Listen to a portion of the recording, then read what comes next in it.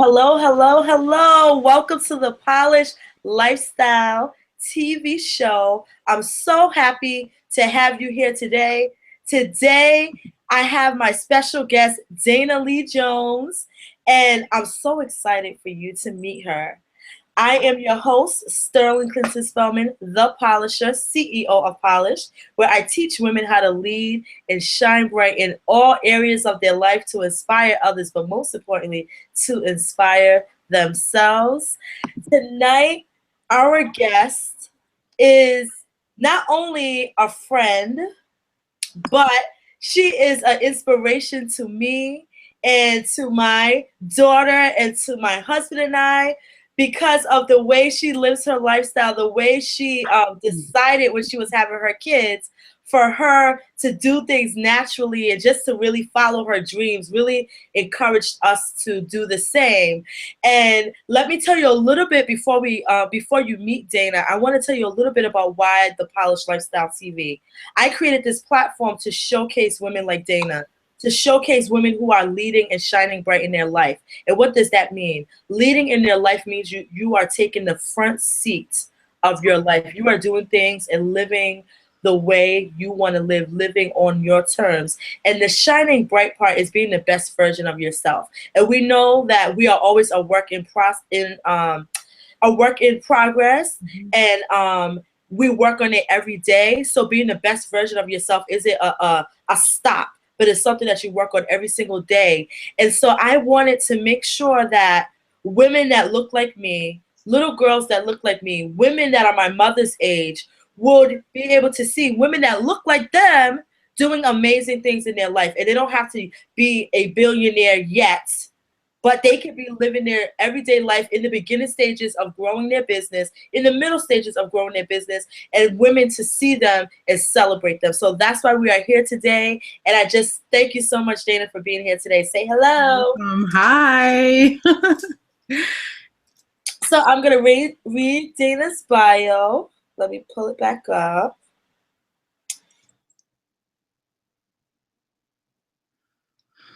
Get done reading her bio. I got to tell you a little bit more about Dana.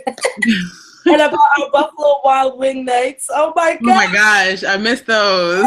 Oh my goodness. Russ, when we were so yesterday, I visited one of our friends, our sisters, that were like sisters and brothers.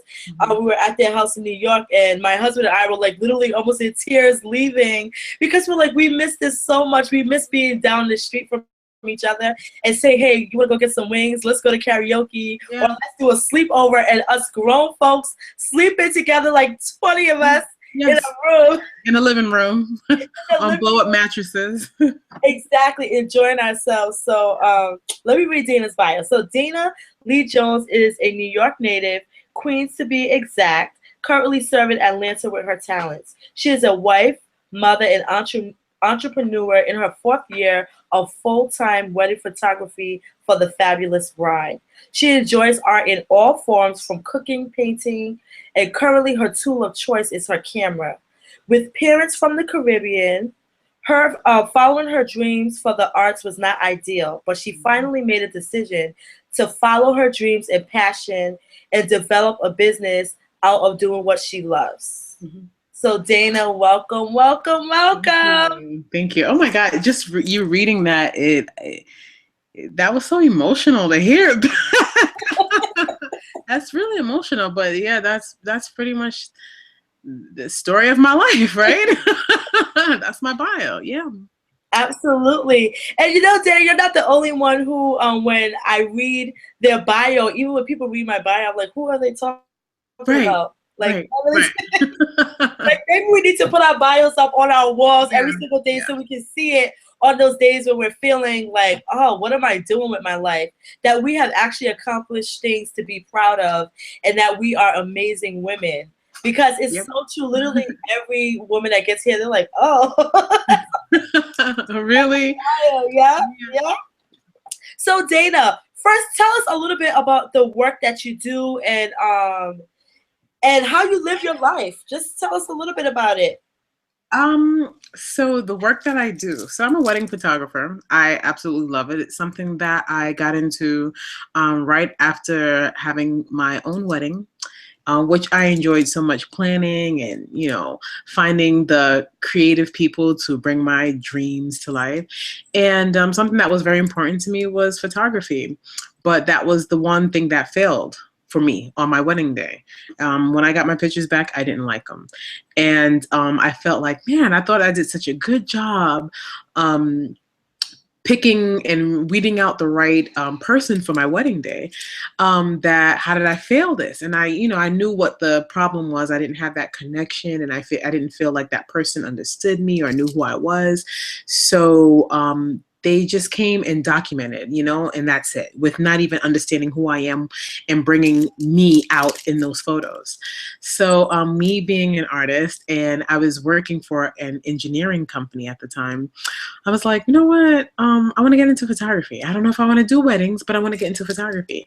And I literally, after we got back from our honeymoon, I made the decision on our honeymoon, but when we got back, the first thing I did with my next paycheck was I bought a camera, and I don't know how to use it. And I'm like, I'm just going to figure this out. I'm going to, and when I say figure it out, I don't mean like read the manual, and YouTube wasn't really that heavy with tutorials at the time. It meant putting the word out there that I'm a photographer now because I own a camera. I don't know how to use it, but I'm a photographer now, and finding someone. And I think after 2 months of putting the word out, I shot my first wedding. And awesome. It was horrible. But yeah, it was that's when I started to get the feel for it. And that was in New York. That was shortly after getting married and living in New York and just picking it up and going with it. And that's just the type of person I am. I don't know if it's all that of a great thing. I don't like reading the manuals and trying to figure it out and reading books. And I like to just jump right in and just figure it out while just trying to learn how to swim right, in the pool. Whereas, I mean, a lot of times that has gotten me in trouble, but I want to say that trouble has taught me big lessons. Absolutely. So sometimes it's best just to learn the hard way than have it easy and safe your whole life, because you may never know what to do when trouble hits. So absolutely. I'm always in trouble. Right? You're always treading water. Yes, I am. Yes, but I'm happy that you said that, because you said in all the trouble that you faced, there was a lesson learned. And I was watching, I think I said this in the last episode, but it's important, so I'm going to say it again. The woman who created Spanx, she said that when she, and I think it's Sarah Barkley or something like that, she said when she was growing up, her father always wanted to know about the failures they had in class and in school and in life. Because he said, I don't want you to just hear about your successes because you're not learning anything from it. Right. I want to hear about the time you failed, and they will celebrate their failure and be like, yes, yes, because they know there's a lesson to be learned from there. And when you think about it in that way, you never lose in life, because you win some and then you learn some. Yeah. So that's awesome. Yeah, and I find that to be very true. I'm still learning. I still have failures to this very day. And those failures teach me a whole lot. So I can't imagine what it would be like just to be perfect and not have a failure, because how would you even gauge yourself? How would you know where you're at? Like, you don't know, you don't have that trouble to learn from, So I've learned from every mistake that I've ever made. I've learned. So I appreciate those failures. Yes, absolutely, absolutely. And so, Dana, can you tell us a little? I want to hear more about your family life. So I know you have 2 kids, and you're an awesome mom, and you're a very natural mom. So can you tell us a little bit about that? Because every time I tell people, oh, I'm like a crunchy mom, they're like, what in the world are you talking about? Yeah, what's a crunchy mom? Well, I remember right around the time when I had kids, and I never thought that I would be this mother, but I questioned everything, and that's just part of my personality. I want to know why things are happening the way it's happening. So, I mean, right around the time that I got pregnant, I'm like, wow, I got to have this baby. And it just so happened that plenty of people at my job at the time they were pregnant as well, and they were due before me, so they were going into labor, and they were coming back, and they're like, man, that C-section was rough. Everyone had a C-section. And I wanted to know, why is everyone having a C-section? So I went on a computer, because, you know, Google, why is everyone having a C-section? Like, I typed that in, or how to avoid a C-section. I think that's what I really typed in. And then I started reading things about home births and midwifery and natural births and how to have them successfully. And I mean, that seems crazy that you have to look that up to do that, but in this country they don't encourage it. It's just not encouraged. Very few places actually encourage you to have a natural birth, and I don't knock a C-section.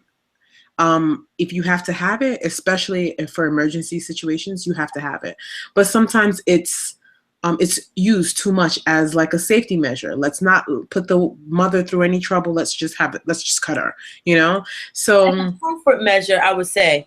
what's that? As a comfort or a convenience measure. Yeah. Because it helps everyone out. If you just have a C-section, we don't gotta wait. We can just cut. We know we're gonna go home in 2 hours. But anyway, I didn't want that. I just wanted to figure out how to do things the most natural way as possible, and that like started my gears turning on. What else are they? What else is the BS that they're feeding us in this world? You know, and I was very protective with my children once they came. So I did have 2 natural births at home with a midwife, of course. And it happened like it was as easy as pie. And I think I prepared myself mentally first.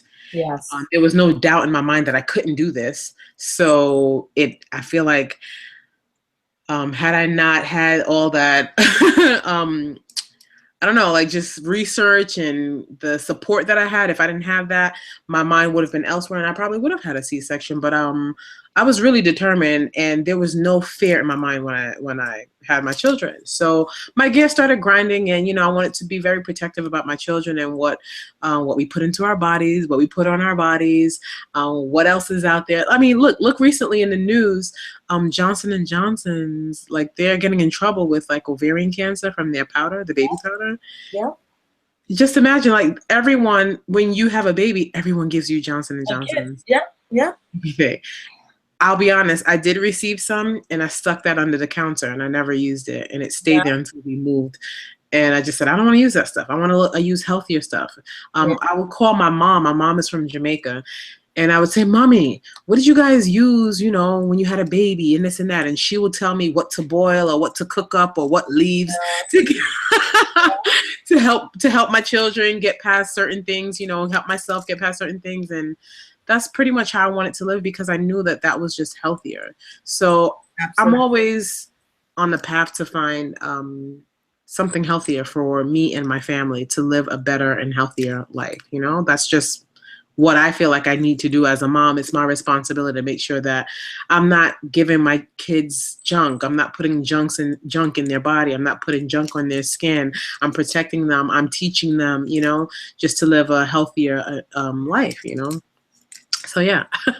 Absolutely. And Dana literally, because she was the first one out of our friend group to have a baby. Actually, my sister had a baby first, but my sister was living in Rhode Island at that time. And so Dana of our friend group in New York was the first to have a baby. And the way she did it was so inspirational, I would say, to literally almost all of us, that we started, our ears started to perk up and be like, okay, so what's this whole birth thing? What's this natural eating thing? And what's this? And we started to question, and all of our friends now, we live a healthier lifestyle. We make sure that things are safe for our kids to eat. We make sure that we know our rights when we go into a situation where our kids end up sick, or if we have to have a baby, we know our rights because our friend inspired us too. So ladies, I want you to know, sometimes you may be in a situation where you might be the only one at the time doing something, and you might feel like an outcast. But let me tell you something, you are really influencing your friends by your actions and showing them. But Dana, am I freezing? No. Okay, good. It looks like it was freezing on my end. you, by the way you live your life, you are really influencing those around you. And I just thank Dana, like I'm gonna thank you publicly for that, because it really did inspire me, I know for sure, to say, wait a minute, because my mother was a midwife, but she never really talked about it. I know she used to say I didn't know that. yeah, my mother was a midwife for like years. My aunt owned a midwifery clinic in Liberia. They like every time we see Liberian people here, my mom's like, "Oh yeah, I delivered that baby. I delivered that baby." Never really talked much about it. She would just say, you know, don't let those people give you a cesarean unless unless it's like necessary, unless you really need it. And even I ended up having a cesarean, but I was in labor for 42 hours, and I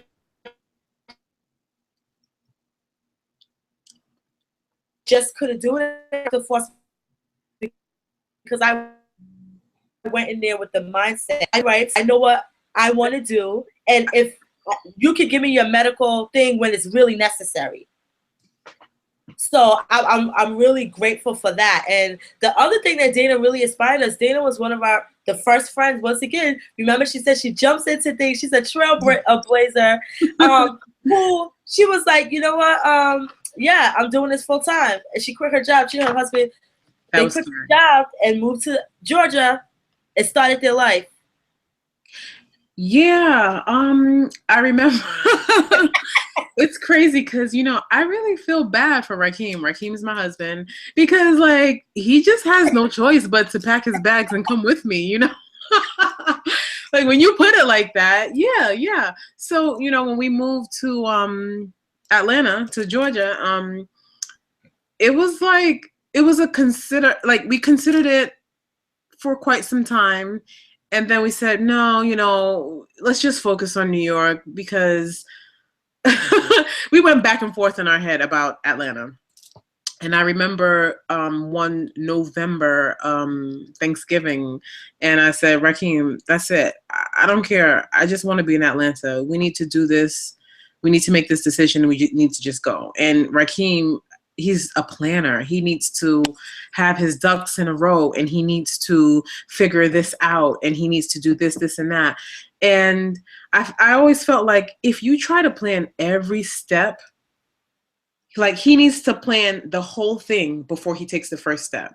Yeah. And like I said, I'm that person that takes the first step and I don't know, I have no idea where this is going, but we'll just get there. And I like for him to get on that page. So Christmas Day, we were on the road driving to Atlanta with no regrets. He still had his job. He didn't even quit his job because he was like, I'm not quitting my job. So he still had his job, and he told them I'm leaving, and they let him go. Not let him go, but they said, okay, move, but we need to fly you back and forth. So he did that for like 6 months, and while I tried to figure my way out in Atlanta, you know, and I'll be honest, that was like the lowest low in our life. Like we went through all of our accounts, we went through all our savings, we went through everything, and we got 2 children, and we're like, we never got mad at each other. You know, I understand a lot of people say that money divides couple relationships, you know, but that never divided us. It was like, we need each other even more right now because we got to figure out what we're going to do because we got children to feed. So we have to figure this out. We have to make it work. So whatever it is, you just have to do it. And I was in Atlanta for about a year before I got back into photography. I wasn't sure if I wanted to do it again because when I did it in New York, like I said, I did it and I failed a lot. And it was like, I'm not good at this. I shouldn't do this, you know? So I remember a friend of mine who's a planner in Atlanta. She's like, hey, you said you're getting back into photography. I was like, yeah, I am. And she's like, so when are you starting? And I said, now. Like I didn't even have a camera. I was like, now. And she's like, you mean now? I was like, yeah. She's like, okay, great. Cause I need you like in 2 weeks to shoot this big event for me. And I was like, oh my God. Like I haven't shot anything. You know, I'm like, yeah, I got it. Yeah, no problem. I don't have a camera. I haven't shot. Yes. So I'm happy for this opportunity, but shit, I don't even have gear. I don't have equipment. I can't afford any of this. Like, we can't even put food on the table right now. So how am I going to buy a camera and I have to do this for free? So, I mean, I rented equipment and spent like $200, and that hurt so much. I'm like, I have to spend $200 and to rent this equipment to shoot this for a favor for a friend. and I did it. And, you know, from that moment after doing it, it kind of like, what's the word? Snowballed. Yes. You know, someone else needed me for something and they're like, oh, I don't have a big budget, but I do have $200. Okay, $200, I'll do it. That'll cover my expenses. So now I'm breaking even, you know? So it literally took steps like that to like grow to a better place, you know? But can I stop you for 1 second, Dana? Yeah. Listeners, I hope you are hearing what Dana said. So she said three profound things. I hope I remember. Mm-hmm. One, she says during this time when she and her husband made the leap, they didn't allow themselves to get mad at each other, that this was the time when they needed themselves the most. Mm-hmm. And I think many couples don't understand that. Or many couples, the reason why one person doesn't go and do something, because they're so afraid of being at that low point and what could happen. So I'm happy that you shared that with us, because I think it's really important that people understand that. And then the other thing you said is, though you weren't getting paid, though you didn't have the money for it, you took an opportunity. And first, before that opportunity happened, you had a conversation. This morning, I just did a Facebook Live about that. What conversations are you having? What conversations are you having? Are you having the same old conversations where you ain't about nothing, you ain't doing nothing? Or are you having conversations with people who can help you get to the next? Right. Okay? Dana was having conversations with someone who can help get her to the next. And then on top of that, she took the opportunity. Many of us are saying opportunities aren't out there. There's no opportunities. There's no nothing. But your eye don't see the opportunity because you're focused on other things. Because Dana could have said to her, girl, I don't got no money. I can't do this. I don't have a camera. I can't do this. But she found the way. Yeah. And she did it. And that opportunity led to where Dana is today. I don't know. I'm going to put in the show notes her website and different things like that. But Dana's been featured in so many magazines. She's traveled to Barbados and Puerto Rico for her work. I mean, like, she's doing amazing work. How she's able to do that, to go from failing in New York to being in Atlanta and doing an amazing job to travel out of the country, is because not only was she, you know, accepting opportunities that were coming to her, but she worked on her craft. And she took those opportunities when she wasn't getting paid to network and leverage. Yeah. All right.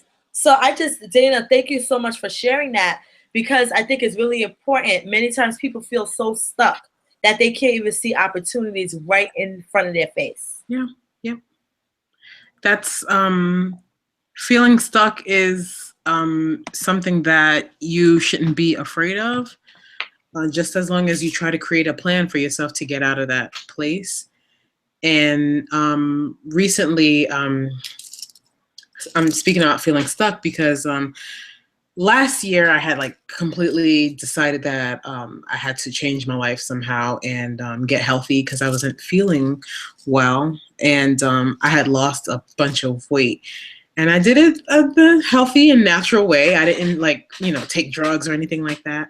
And it's funny, today I had to see my nutritionist, who's also my chiropractor, who's basically now my therapist. But I had to sit in her office, and I had lost about 65 pounds, and I gained about 20 pounds back. So it's kind of embarrassing to gain that back and to go back into her office. And she helped me get to a point where I'm like, wow, I can't believe I lost all this weight. I haven't been this weight since I was like 17. This is great. But now I'm gaining it back. And she's like, why? What's happening? What's different? And I was like, I don't know. I'm stuck. I don't know how to figure this point of my life out.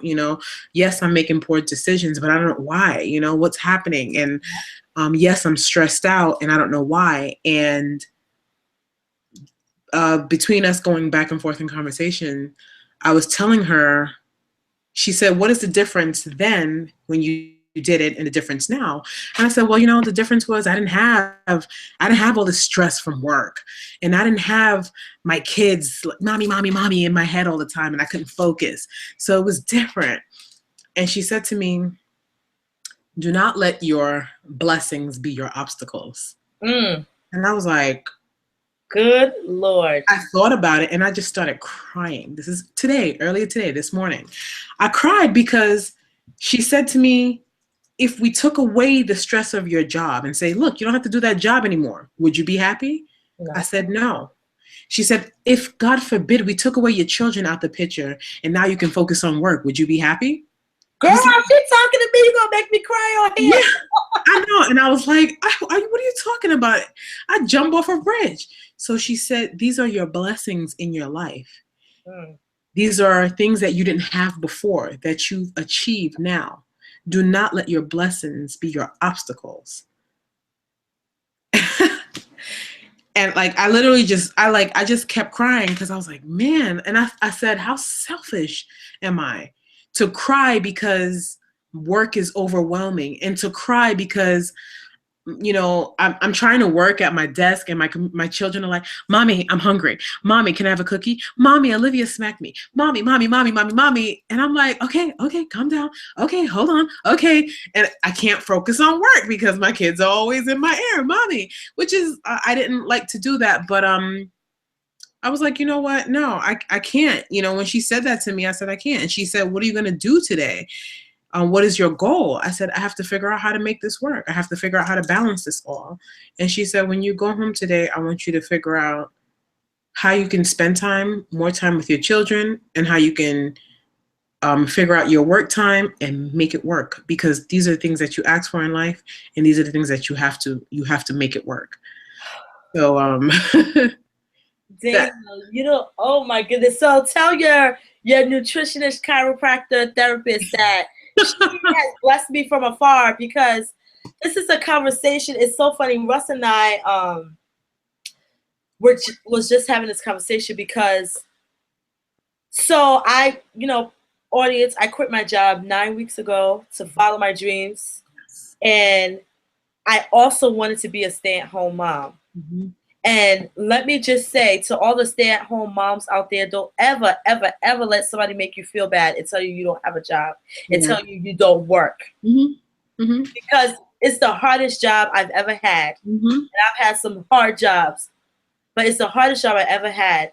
But trying to balance being a good wife, being a good mother, being a awesome CEO of your business is not easy. And Dana and I had this conversation. We was just like, you know what? We need to work in increments. We have to wake up a little bit earlier before the kids to get things done. Mm-hmm. But it takes a toll on you. So you really have to find I don't know if you ever find balance, but you have to find some type of rhythm and structure. Mm-hmm. So you're not looking at your kid like, why are you bothering me this time? Like, that's fine. And then I'm like, oh my God, you just woke up from a nap. Like, I expected to sleep all day.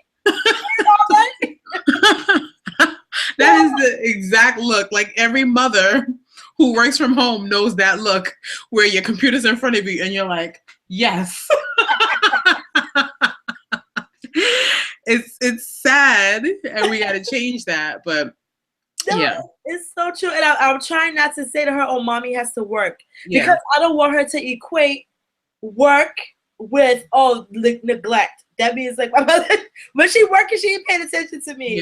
Yeah. So in my Polished Lifestyle community group, a woman wrote. I think she's from is she from Australia?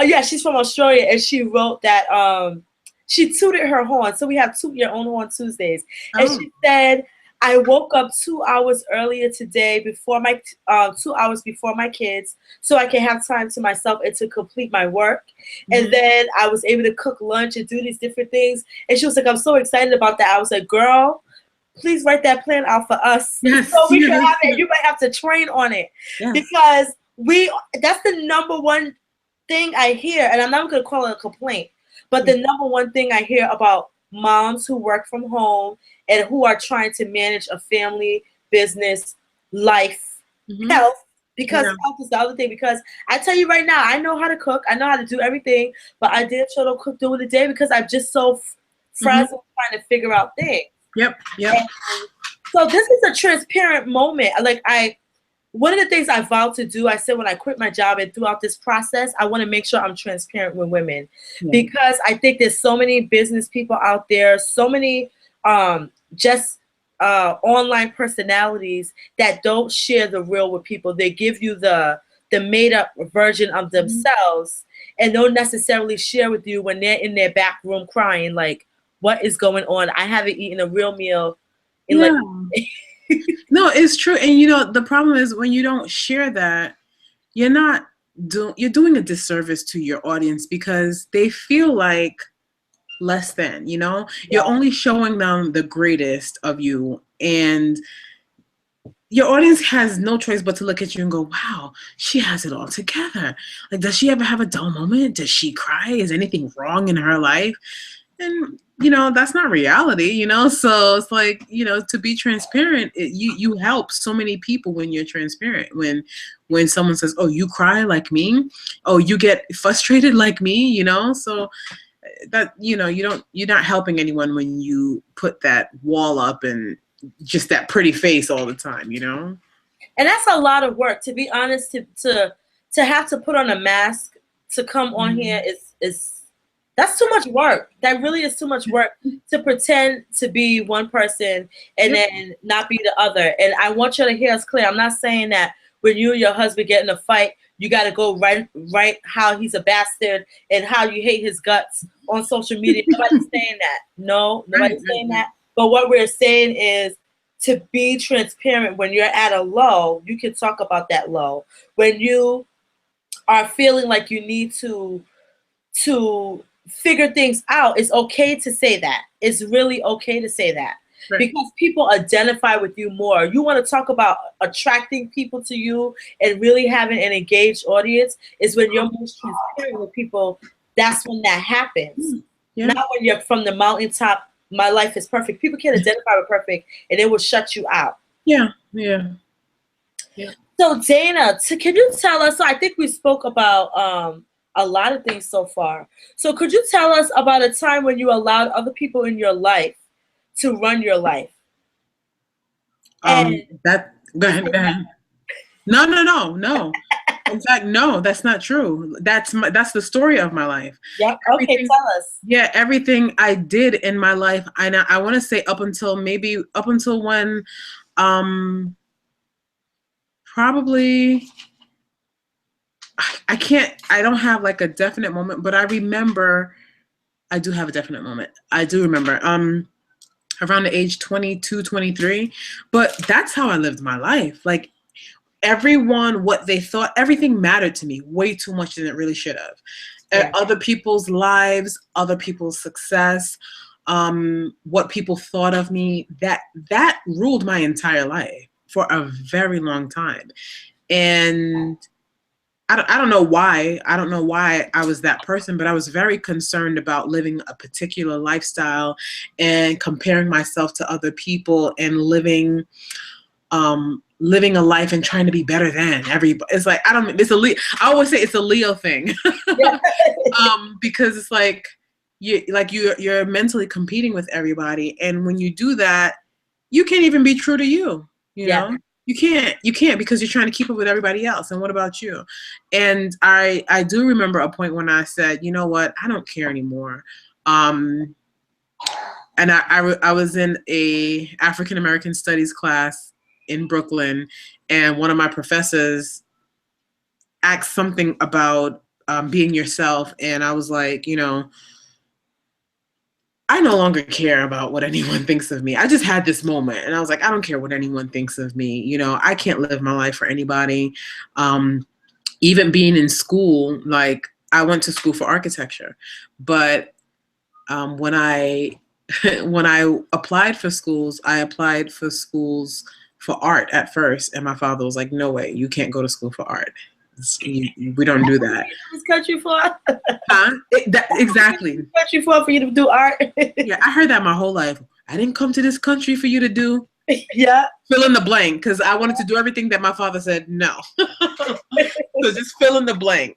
So so yeah, so when it was time to pick a college, my dad was like, no, you can't go to school for art. So I was like, okay, I know, I'll do architecture. And he was like, okay, fine.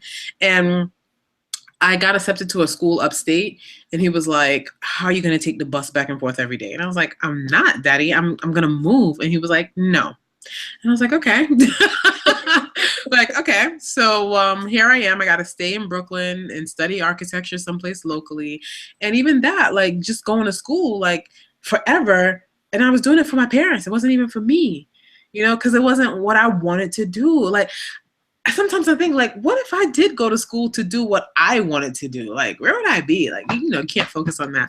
But I wasted a big part of my life trying to please other people. So, when you say that other people controlling my life, that's how I spent a good portion of my life, honestly.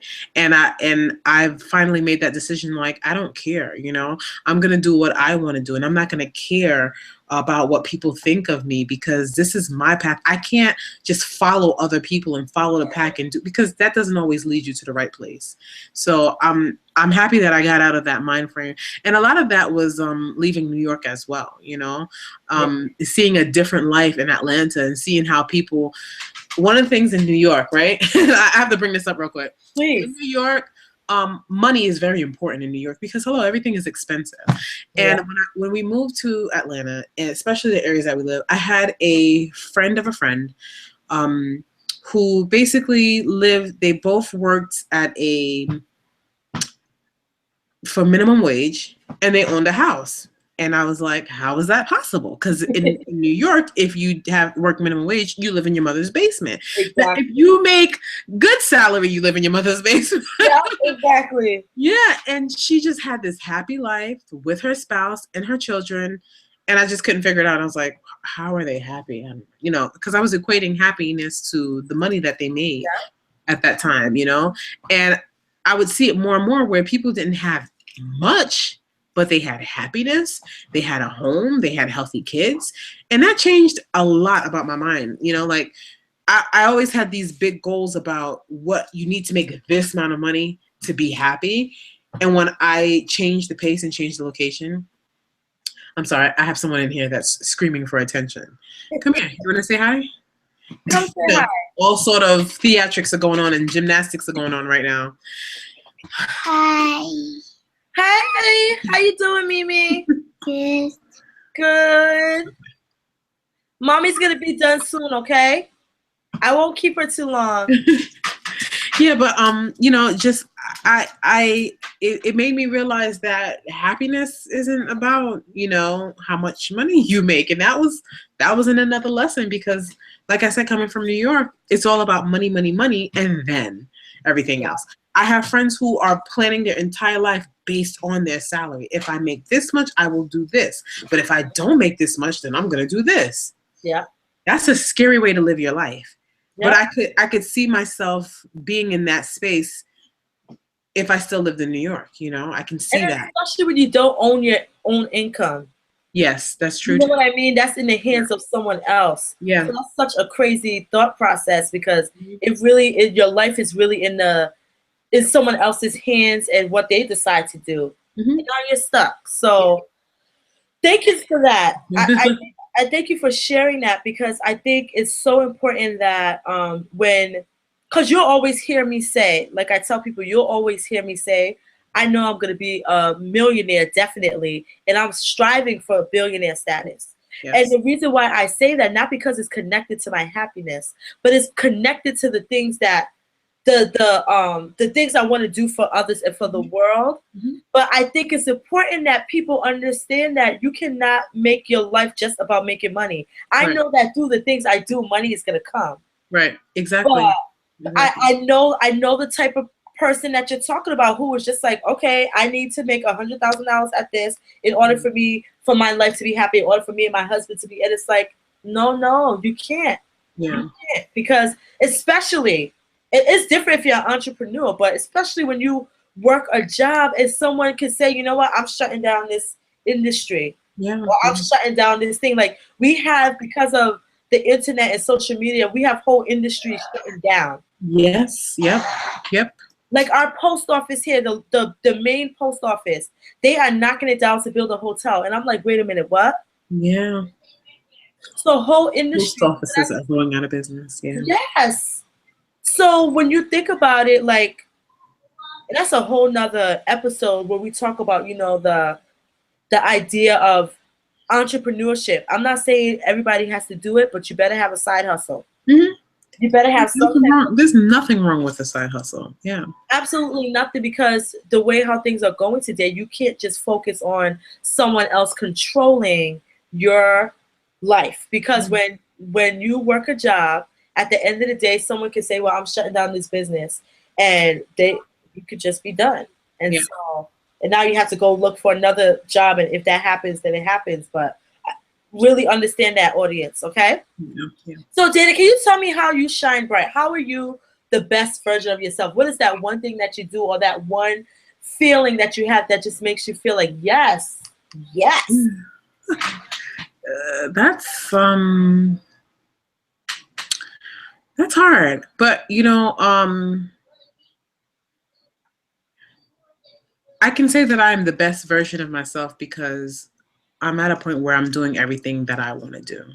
Yes. And it took a lot. Like, things did not just fall into my lap. A lot of people assume that, you never know someone's story, but a lot of people assume that, oh, you got a hookup, or things fell into your lap, or, but I don't have everything that I want, but I'm exactly where I want to be right now. And I'm working on getting further, meeting my goals. So, shining bright, to me, it basically means following your heart without the worries of anything else. Like, nothing can stop you. You have to focus on you. And it's very easy, especially with social media, to get wrapped up into what other people are doing, or if you have a goal and you see someone else hit that goal. Yeah. But you have to remember that another person's success, the rest, is not your failure, right? Like, exactly. Those are some of the reminders, because it can get you, like you wanted to do this. Like, I'll give you a very candid, some candid information, but sometimes I get brides that inquire about my services. Yeah. And I send them everything. We communicate. We go back and forth, and then I never hear from them again. Yeah. And then I'm scrolling through Instagram on my phone, and another photographer that I follow would say, just finished this photo shoot with Tina and Sam. And I'm like, Tina and Sam, the couple that I've been communicating with for how long? Yeah. So now I'm like, how did this happen? I'm on the other photographer's website. I'm looking at their photos. I'm like, this is nothing. Yes. Yeah. I'm like, oh my God. Yeah. And I mean, it's a small market, and because it's so small here in Atlanta, I mean, it's small and big, but it is small. All the photographers here, not personally, but of them, met them some here and somehow. It's like in the side eye, like. But I can't say I get angry, but it hurts my feelings. I'm like, oh, you didn't like me? Why didn't you like me? Yes. So, I mean, and that's a plus for that photographer. They have no idea, and I'm not going to call it out like, exactly. Hey guys, they met with me first, but those are things like that can, like, jab your ego. Can dull your shine. Yes, can dull your shine, and you gotta not pay attention to it, because I see it more often than not, so it's like, okay, it is what it is. But those are things that you have to be prepared for, because not everyone is going to mesh with me. Not everyone I talk to is going to be my client. So not everything and everyone is for you. So just as long as you understand that, you can not allow those things to bother you, and you can use that in other aspects. If you were doing a speaking engagement and they were going to go with you and they booked someone else instead, it's kind of a jab. It does hurt. You're like, well, wait a minute. I thought we were going to do what? Right. Exactly. It's true. It's very true. And it's sometimes you blame yourself, but you have to, like, remove yourself out of it and just work harder on being the best you that you can be. Absolutely. Continue to shine. You can only give. I can only give me. That's the only thing I know how to be. I can only give me. So it's like, if you didn't like it, hey, I'm sorry, this is all I have. and that's where the confidence in yourself really is important. It's so important because those type of things can bruise your ego. Yeah, I've seen it. Yeah. Your shine. So your confidence in that you are providing the best service to people, that your process is awesome, is what's going to keep you pushing on and just being like, you know what, they weren't for me then, and keep moving, and always being in reflective mode. Like I tell people as a teacher, one of the things that I love is that every day you get to go back and do it over. Yeah. So if you messed up last night, yesterday class, you have a new day. But what helps, because not all teachers do that, what helps is going home at night and reflecting on, okay, so what did I do awesome today? Right. What do I need to work on? And how can I make it better? Yeah. And so I think in our businesses, not saying that we did anything wrong, but always being a reflective process is awesome, just to help us grow as people. And I think even as a mother, like one of the things I ask myself, like, okay, today, was I calm with Hasana? Was I this? Did I yell at Russell? Did I, you know what? Just paying attention to what you do so you can intentionally be the best version of yourself. Of course. And that's all I want to do. That's all I want to be. Every day I live my life with that in mind. Like, I know where I want to be in 3 months from now. I know where I want to be in 2 weeks from now. So, and it's something I often say to my husband. I'll say, don't you have a goal? Like, we talk about our goals all the time. Yeah. So when he does something that's kind of off path, I'm like, how is this contributing to your goal, for your 90-day goal? And he'll do the same thing to me. He's like, so how does that bowl of ice cream help with your 5-pound weight loss? And I'm like, you're right. I'm gonna put that down. You're holding each other accountable. Yes, and it's no shade. It's no shade. We understand that, and we understand that there are times where you mess up, But how are you going to be your best you if you're practicing things that's not contributing to that? Absolutely. So Dana, can you give our audience one tip that you think can help them in their life, whether it's financially, physically, mentally, emotionally, whatever, about business? One tip. Well, I think I kind of already said it, and it is very cliche, but sometimes in life you have to come to terms with who you are and the cards that you've been dealt, and I'm sharing this as a tip because it was a breaking point for me. Yes. Every single no two people have the same life, You may come from the same place, you may come from the same hometown, but you have different lives. You were dealt different cards. Your parents are different. Your upbringing was different. So it's cliche, but you cannot be anybody else but you. And you have to come to terms with that. You have to understand that. You have to accept yourself, flaws and all. You have to know what you do good. You have to know what you do bad. And accept that. And of course, learn from it. There are certain habits that we have. And today, my doctor said something to me, and she said, Dana, progress over perfection. Yeah. And that's like a running quote in my whole life. Even when I was in school, I would work on a project all night and not bring it in the next day because it wasn't perfect. And my professor would say, where's your project? I'm like, it's at home, still working on it. Yeah, but it's due today. I know, but I'm working on it. He's like, okay, well, Dana, I can't give you a grade because it's due today. So now you're going to either get an F or a lower grade because it's late. I'm like, I'll take the lower grade because it's going to be perfect. Like, that was my mindset. Like, and I had to get myself out of that I have to make progress, little progress over perfection. Progress over perfection. That's something that I think it's like a Leo thing. Like, you're trying to be perfect. I need it to be perfect before anyone sees it. But no, you need to just put it out there so that people can see it, Yeah. So, like I said, just being you and accepting yourself for who you are and forgive yourself for who you are. You know what I mean? Like there's everything around you creates you. Your everything, your parents, your upbringing, your siblings, your relationships with people, they all create you. You know, so just as long as you know, like, this is me, this is what I have to offer, and accept that's a big part of growing in your life. Absolutely. I think. Thank you for that. Thank you. So, you said a quote, progress over perfection. So I'm not going to ask you about a quote because I absolutely love that. Mm-hmm. What is one book that you would suggest for people?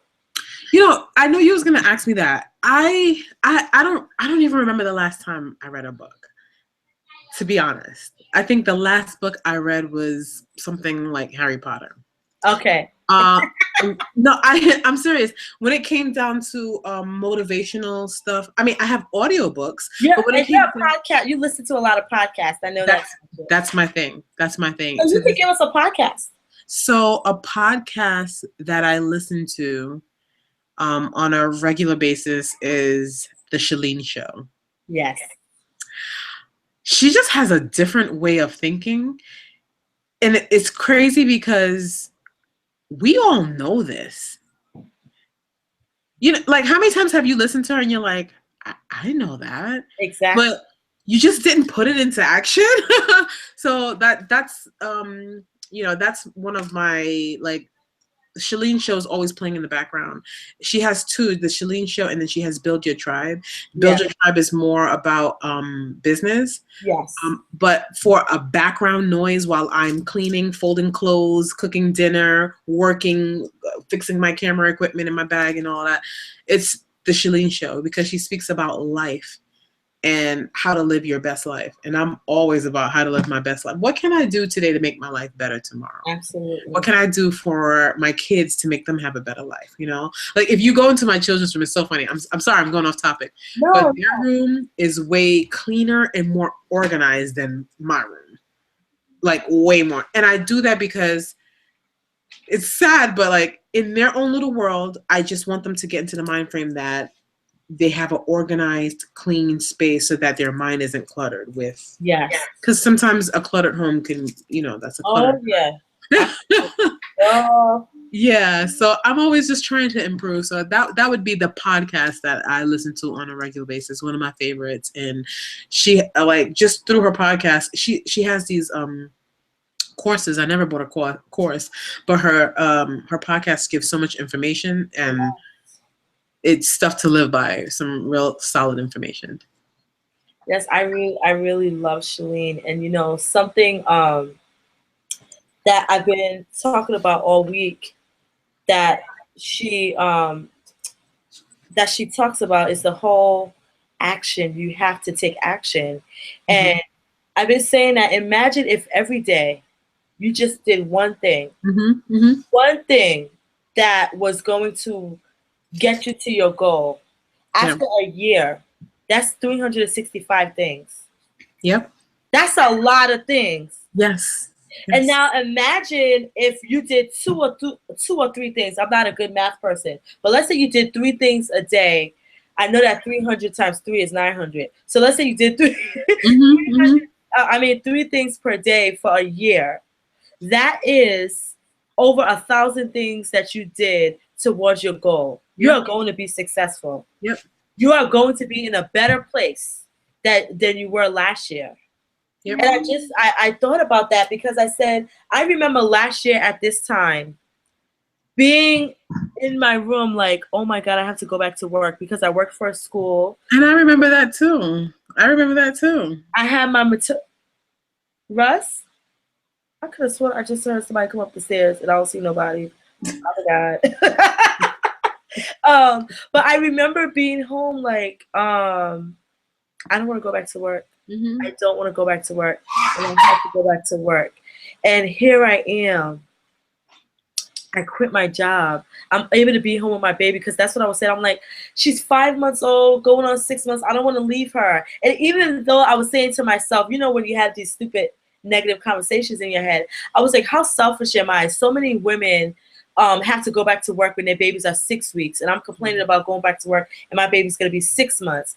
And so beating myself up about that and just saying, well, you know, we can't really afford for me to stay home. I need health insurance, all these different things. But because I took consistent action every day, and sometimes it was more than one thing I was doing a day, but here I am, I'm going to Vegas to speak on the stage and train one of the top influencers in the social media game, to train his tribe. So people, it really works. Like the stuff that Shalene teaches, the stuff that Dana talked about tonight, the stuff that I'm talking about all the time, it really does work. We just really have to implement it. And we are not better than you because we struggle every single day. We are all a work in progress. We're not better than you. We are just taking more action. We're taking consistent, imperfect action. And I think Calvin Wayman said that he wrote a book called Fish Out of Water. He said every day take consistent, imperfect action. So by the end of the year, end of 90 days, maybe you don't want to do a year, maybe you want to do 30 days, because I know for some people a year seems like it's dreadful, it's too long. Maybe you want to say, I'm going to do 30 days of just consistent action. And you know what? It becomes addictive. It really does become addictive. It does. Yeah. Because you're like, oh, I'm doing this. Okay, I'm going to keep going. I'm going to keep going. It becomes addictive. So for Dana and I, we're here saying to you today, I would guess the theme of this show today is just to take action. Follow your dreams. Sometimes just take that big leap. Dana took that big leap. They decided on Thanksgiving that they were going to do something, and by Christmas, they were in the car going. We spent Christmas Day on the road. Okay? Yeah. And not getting caught up. Like, so I have to go. I think I'm going to do a scope about this afterwards. Don't let your blessings be your obstacles. Okay? Don't let your blessings be your obstacles. What's your doctor's name, Dana? Dr. Leona Allen. Dr. Leona Allen, because I want to make sure I quote her. Yep. Because I think that's so powerful. There's a quote that, like a meme I see all the time. They said, you can't, what did it say? Don't complain about how much food you have on your plate when you ask to eat. That's true. You said you wanted to eat. So like in our case, we said we wanted to be successful. We said we wanted to have all these opportunities. We said we wanted to have children and husbands and travel and all these different things. And now it's coming to us and we're like, Yeah. we're freaking out. So don't allow your blessings to become your obstacles because you asked for this thing. We just have to shift. We have to adjust. In life, we're constantly supposed to be, not everybody does it, but we're constantly supposed to be changing and shifting to the better versions of ourselves. I would even say so much stripping ourselves of the tarnishment of the negative things that we've been through, and so we can be the best version of ourselves, to shine bright. Because at the end of the day, our true, beautiful essence, amazingness has always been there. But just like a piece of silver, sometimes through the environment, through what we go through, it gets tarnished. So it has to be polished to uncover the true beauty. So think about life as that you're going through life every day, and you have to polish the tarnishment so your true essence can show, so you can be living the best version of your life. So Dana, with that, I'm going to ask you if you have any final thoughts, and then we're going to go ahead and you're going to tell people where they can find you, and then we'll go ahead and close out tonight. So final thoughts, based off of what you said, I like how you described how people are tarnished, and as you're stripping it away, that's how you shine bright. And that's very true, because everyone is tarnished in some way. Yes. You know, it doesn't matter what life you have. You can look at someone that you may think has a better life than you. Everyone is tarnished in some way. And that the breaking point, or that magical moment when you realize that you need to remove the tarnish and shine through a little bit at a time. You know, like we're all a work in progress, you know, like we all are striving to do better. But the important part is when you make that decision, like, okay, I'm not perfect. And so I'm not going to allow my baggage or the tarnish to tear me down. Yes. In fact, I'm just, instead I will figure out how to shine through, how to leave it in the past, let it go, rub it off, get rid of it, so that I can shine and be my best me. And when you think about it, everyone is tarnished in some way, and everyone can need some improvement in their life. So, and what's funny is like, you've said it and I've heard you say it every single day about shining bright. But oftentimes I'm like, what is shining bright?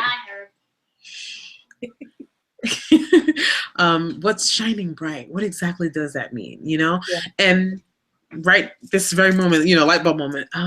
Okay. So those are the words I can leave people by, especially your viewers who are watching you that are wondering, am I in a place that needs to be shined bright? Am I perfect? No, you're not.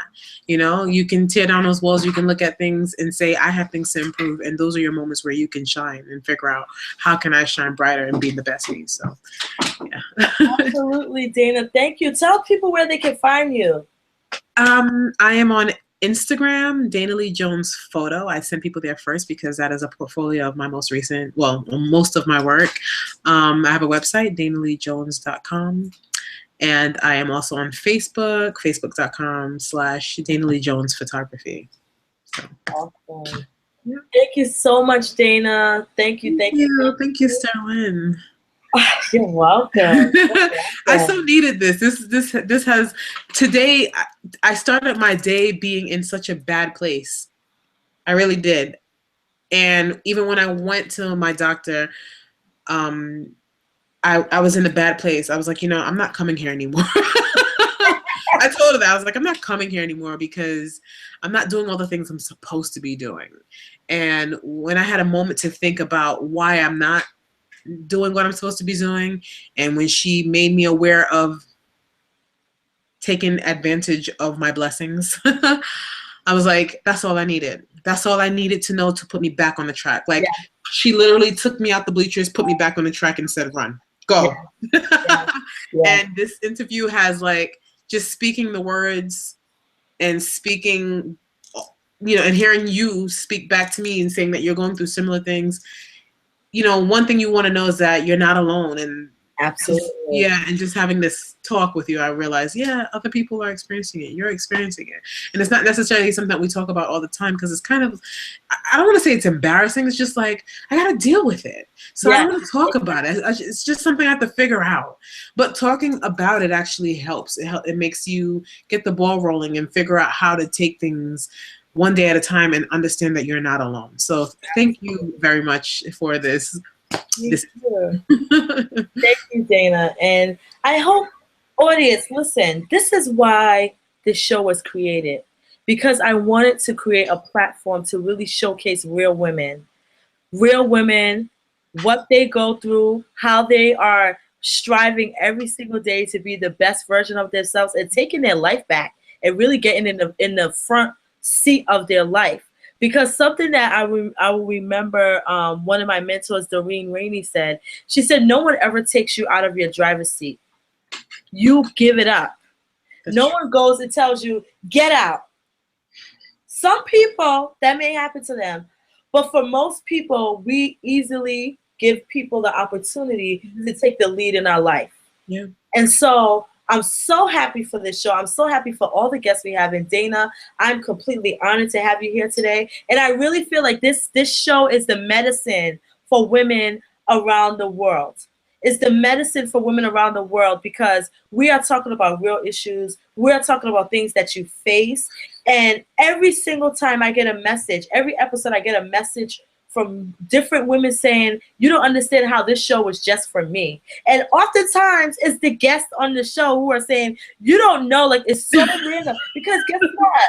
It's like, I had Dana, I told Dana, I said, I had you slated for later on in the season. Mm-hmm. And I had another person that had to switch. But look, today was perfect. It was meant for Dana to be here. So I thank that person who had to cancel, because it was meant for Dana to be on this show today. Yeah. It was meant for all of us to hear this message. So this is why we can't get mad sometimes when things don't go in our favor right away, because it's so on time. It's like so you got to be patient about it. That's another lesson that I've learned. When things don't go your way, just be patient about it. that wasn't for you. Something better is coming along. Just understand that, believe that, know that wasn't for you. Let it pass. Let it go. Absolutely. Absolutely. So with that, I want to say, remember, you can't be what you don't see. The Polished Lifestyle episode 7 is a wrap. Have a blessed evening. This is your host, Sterling Clinton Spellman, the Polisher, CEO of Polish, where I teach women how to lead and shine bright in all areas of their life. Have a great night. Good night.